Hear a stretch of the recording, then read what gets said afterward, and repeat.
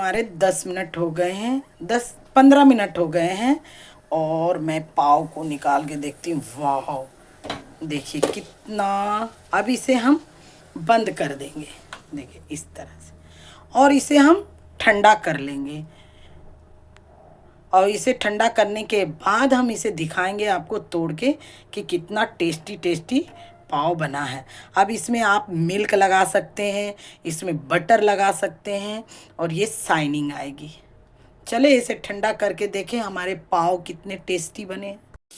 Hello friends, Shivani kitchen में आपका स्वागत है। आज हम बनाने जा रहे हैं ब्रेड। ब्रेड घर में कैसे बनाते हैं वो हम आपको बताने जा रहे हैं। हमने कम से कम ले लिया है 1 टिक्की मक्खन। मक्खन को थोड़ा सा पिघला लें, थोड़ा गरम कर लें, अपनी किसी चीज़ से, बॉयलर से या गरम कटोरे में ही रख दें। उसमें हम डालेंगे 1 चम्मच चीनी। उसके बाद डालेंगे हम ईस्ट।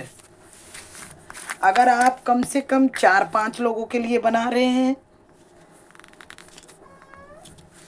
तो उसे आप, और इसमें डालेंगे 1 चम्मच ईस्ट और इसे अच्छी तरह से हम मेल्ट कर लेंगे। इसी के साथ में चीनी डाले हैं और हमने डाला है मक्खन, ईस्ट, और इसमें हम डालेंगे आटा, कम से कम 2 कटोरे। इसी नाप से हम बना रहे हैं 4 बंदों के लिए।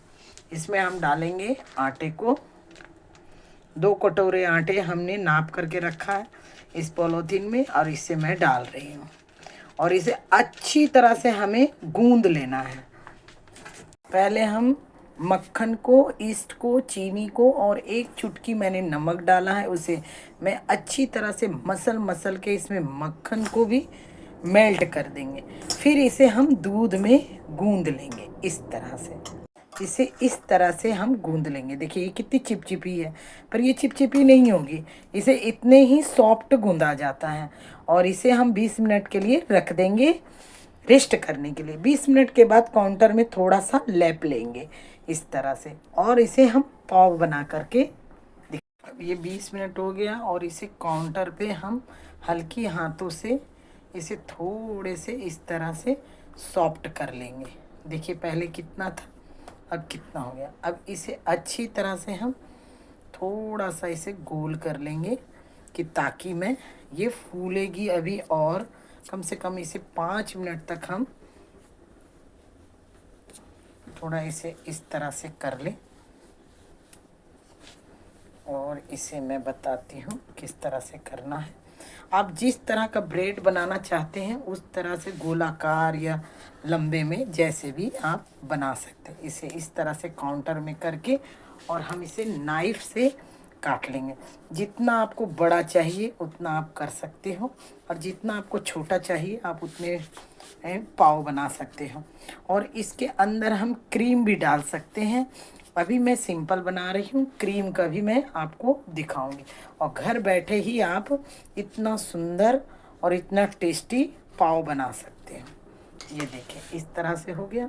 अब इसे हम गोल करके किसी प्लेट में, और इसे रेस्ट करने के लिए, इसे दबाना नहीं है तेज की, आप इसे मसल के नहीं दबाना, बस हल्के हाथों से इस तरह से करके इसे रखना है। हम इसे स्टीम करेंगे और अपने स्टीम से इसे बनाएंगे पाव को। बहुत टेस्टी बनती है। आप चाहें तो अवन में भी बना सकते हैं, 180 डिग्री में बन जाएगी। और चाहे जिसके पास नहीं है अवन, वो भी पाव बना सकते हैं। इसलिए मैं आपको दिखाऊंगी कि पाव कैसे बनाते हैं। इस तरह से हम करके, और इसे अच्छी तरह से हम ढक देंगे। देखें अभी कम से कम 5 मिनट का रेस्ट देने के बाद हम इसे स्टीम में, कढ़ाई के स्टीम में हम बना करके दिखाएंगे पाव कितनी टेस्टी। हमारे 5 मिनट हो गए हैं पाव को, और हमने स्टीम करने के लिए पानी को गर्म कर दिया है। इसमें एक छन्नी सी डाल दें। आपके पास ये नहीं है तो कटोरे भी डाल सकते हैं। इसमें कोई ऑप्शन नहीं है कि हम अवन में ही बनाएंगे, इससे कुछ नहीं होता है। स्टीम भी बनती है, इसे तल करके भी बनाया जाता है। आप किसी तरह से भी पाव बनाइए, बहुत टेस्टी, और बहुत डोनेट भी इसी तरह से बनती है। आप चाहें तो इसमें एक होल कर सकते हैं। आप चाहें तो इसमें आप अपना डिज़ाइन भी दे सकते हैं इस तरह से। मैं सिंपल बनाती हूँ, इसलिए मैं आपको पहले सिंपल बना करके दिखाऊंगी कि किस तरह से स्टीम, और इसे हमें ढक देना है। इस तरह से ढक दिए हैं और कम से कम हल्की आंच में, अभी मैंने तेज किया है, और इसे एकदम हल्की आंच में आप इसे कम से कम 10 मिनट तक इसे छेड़ना नहीं है। 10 मिनट के बाद इसे आप देखिएगा, हमारे पाव का बड़ी मोटी मोटी एकदम सॉफ्ट, और ठंडे होने के बाद हम इसको दिखाएंगे आपको कि किस तरह से बनती है पाव।